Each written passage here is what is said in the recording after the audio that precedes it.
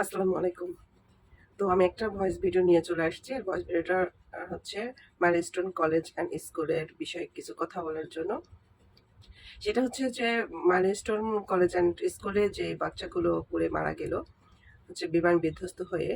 তো সেখানে কিছু হচ্ছে অনাকাঙ্ক্ষিত ঘটনাও ঘটে গেছে এবং কিছু কথাও উঠেছে যেটা যে লাশ গুম করার বিষয়। তো আমি মনে করি যে লাশ গুম করার কোনো সুযোগই নেই। এখানে মিথ্যা বলার কোনো সুযোগ নেই। কারণ হচ্ছে একটা বিদ্যালয়ে যে কতজন শিক্ষার্থী ভর্তি হয় এবং কতজন শিক্ষার্থী হচ্ছে উপস্থিত ছিল ওইদিন, বা কতজন শিক্ষার্থী ওইদিন উপস্থিত ছিল না, এবং কতজন মেয়ে উপস্থিত ছিল, কতজন ছেলে উপস্থিত ছিল। তারপরে হচ্ছে কয়জন শিক্ষার্থী টিসি নিয়ে চলে গেল, কয়জন পড়ে, কয়জন পড়ে না, কয়জন ছেলে, কয়জন মেয়ে, সম্পূর্ণ তথ্য থাকে সব। তো আপনারা হয়তো কেউ বলতে পারেন যে আপনি এটা জানেন কি? আমি একজন শিক্ষক হিসেবে জানি। সেটাই হচ্ছে, আমরা তো হচ্ছে গ্রাম অঞ্চলে একটা প্রাইমারি স্কুলে শিক্ষকতা করি। সেখানে আমরা কি তথ্য রাখি জানেন? তাদের বাবা-মার এনআইডি কার্ড থাকবে, তার জন্ম নিবন্ধন থাকবে। আমার বিদ্যালয়ের আশেপাশে ক্যাচমেন্ট এলাকার জুড়ে যতটা গ্রাম এবং মহল্লা আছে, প্রত্যেকটা ঘরে ঘরে কয়টা বাচ্চা আছে, একদম 0 থেকে 15 বছর পর্যন্ত আমরা সেই হিসাবগুলো রাখি।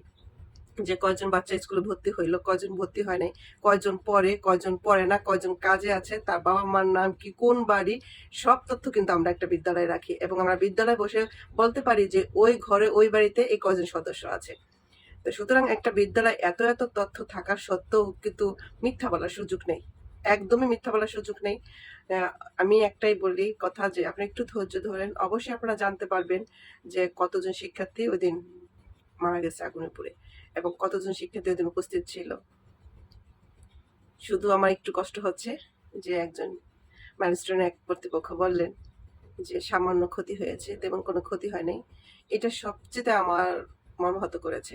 একজন শিক্ষক হিসেবে এরকম কথা বলা উচিত হয়নি। সেটা হচ্ছে কি, আমরা বেশিরভাগ সময় কিন্তু বিদ্যালয়ে কাটাই।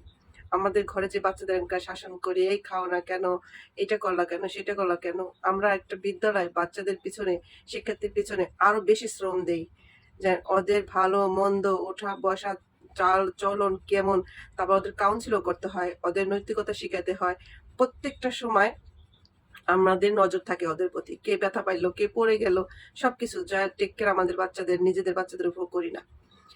তো একজন শিক্ষকই জানে তার শিক্ষার্থীর প্রতি কতটা ভালোবাসা থাকে। ওই যে যে মাহারিন